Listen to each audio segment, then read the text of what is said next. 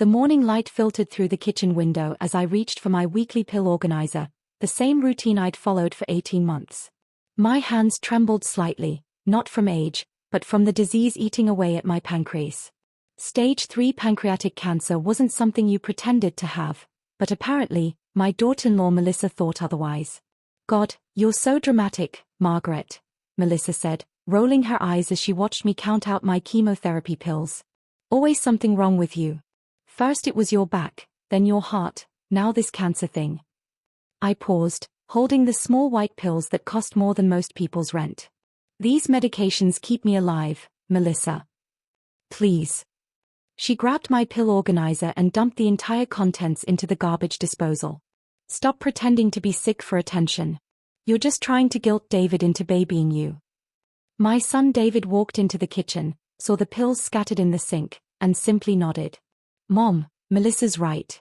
You've been using health scares to manipulate us for years.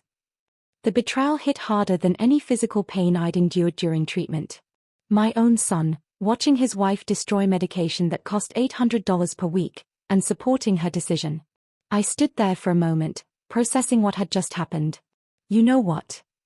I said quietly, surprising them both with my calm tone. You're absolutely right. I should stop bothering you with my health problems. Melissa smirked triumphantly. Finally. Maybe now we can have some peace around here. I walked to my bedroom and closed the door. With shaking hands, I called my oncologist, Dr. Harrison. Dr. Harrison? This is Margaret Williams. I need you to compile all my medical records from the past 2 years. Every test result, every scan, every treatment note. I'll be by this afternoon to pick them up. Is everything all right, Margaret? You sound upset. Everything's about to be very clear, I replied. What my family didn't know was that I'd been hiding the true severity of my condition to protect them from worry. The pills Melissa had just destroyed weren't just cancer medication. They were experimental drugs from a clinical trial that had been my last hope. Drugs that Dr. Harrison had fought insurance companies and pharmaceutical boards to get me access to. 3 hours later, I sat in Dr. Harrison's office with a manila folder thick enough to choke a horse.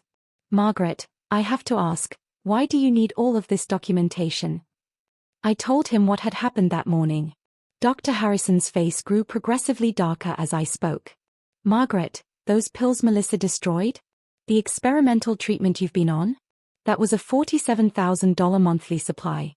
We'd gotten special approval because your cancer has a rare genetic marker that makes standard treatments ineffective. My stomach dropped.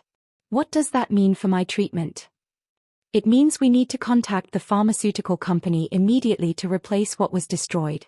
But more importantly, Margaret, what your family did today, destroying prescribed medication for a terminal patient, that's a form of medical abuse. And given your prognosis. He pulled up my latest scan on his computer. The tumor markers, the progression charts, the treatment timeline. Everything I'd been hiding to spare my family the devastating truth. Margaret, you need to show them these records. They need to understand what they've done. That evening, I returned home to find Melissa and David planning their weekend getaway to Napa Valley, a trip they were funding with money they'd convinced me to loan them for David's business. How was your little doctor visit? Melissa asked mockingly. Get some more fake pills. I set the medical folder on the kitchen counter. Actually, I got something better. I got the truth. David glanced at the folder. Mom, whatever guilt trip you're planning. Open it, I said simply. Melissa grabbed the folder first. What is this supposed to? Her face went white as she read the first page. The official diagnosis from Massachusetts General Hospital. Stage 3B pancreatic adenocarcinoma with liver involvement. 18-month prognosis without treatment. David snatched the papers from her hands. This says you have. He couldn't finish the sentence. Terminal cancer, I completed for him. The pills you watched your wife destroy this morning?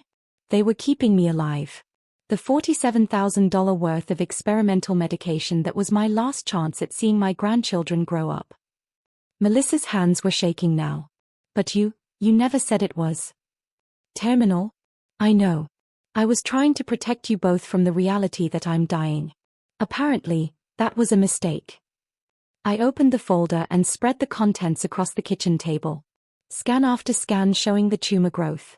Blood work showing my declining liver function.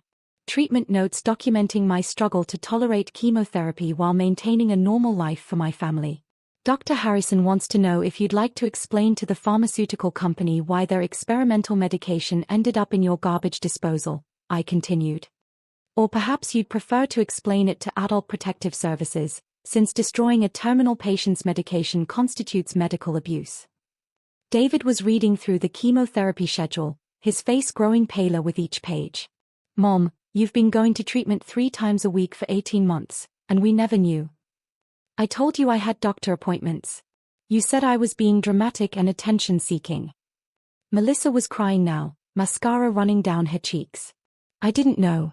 I thought you were just. I didn't know it was real. Real. I picked up a photo from my latest PET scan. This tumor pressing against my pancreas is real. The liver lesions that light up like Christmas lights are real. The fact that I have maybe 6 months left without treatment, that's real too. David's voice broke. 6 months. Was 6 months. Now that my treatment has been interrupted. I shrugged. Dr. Harrison isn't sure the pharmaceutical company will approve replacement medication. These trials have strict protocols. The kitchen fell silent except for Melissa's sobbing. David was staring at a letter from my oncologist discussing end-of-life care planning. Why didn't you tell us how serious it was? David whispered. Because every time I mentioned being sick, your wife accused me of seeking attention. Because when I asked for help getting to appointments, I was told I was being manipulative.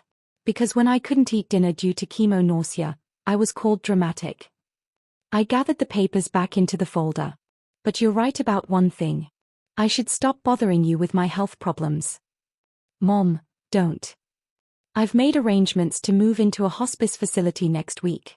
You won't have to worry about my fake illness anymore. Melissa looked up through her tears. Hospice? But you can't. We can fix this. We can get you more medicine. We can.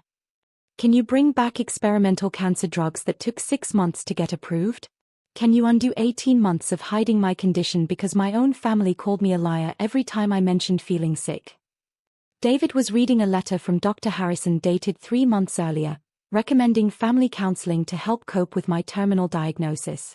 You tried to get us to go to counseling. We said you were being dramatic. I was trying to prepare you for losing me. Instead, you accelerated the process. My phone rang. Dr. Harrison. Margaret? I have good news. The pharmaceutical company is express shipping replacement medication. It'll be here tomorrow morning. But they want to speak with you about pressing charges for the destruction of controlled substances. I looked at Melissa and David, both crying now as the reality sank in.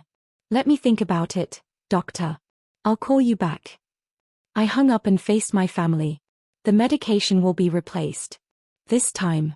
But the trust? The relationship? The time we could have spent making memories instead of fighting about whether my cancer was real. Melissa fell to her knees. Please, Margaret. Please forgive me. I'll do anything.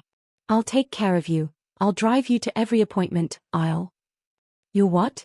Suddenly believe I'm sick? Start treating my terminal illness as real. David was sobbing openly now. Mom, we're so sorry. We didn't understand.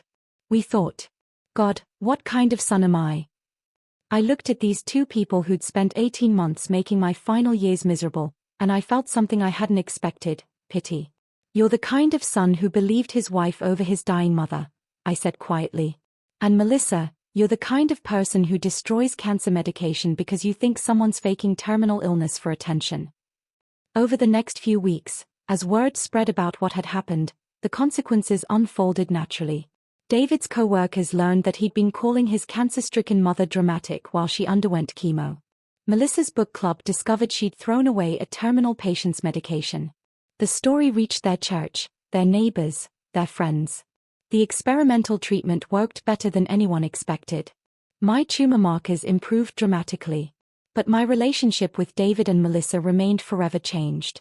They begged for forgiveness, offered to care for me, promised to make amends. I moved to a small apartment near the hospital instead. Some betrayals cut too deep to heal, even when forgiveness is freely given. My remaining time would be spent with people who believed me when I said I was in pain, who supported me when I needed help, who didn't require medical records to prove my suffering was real. 6 months later, when my cancer went into remission, David and Melissa celebrated as if they'd been supportive all along. But I remembered the morning Melissa threw my life-saving medication in the garbage and told me to stop pretending to be sick for attention. Some pills, once destroyed, can be replaced. Trust, however, is a different kind of medicine entirely.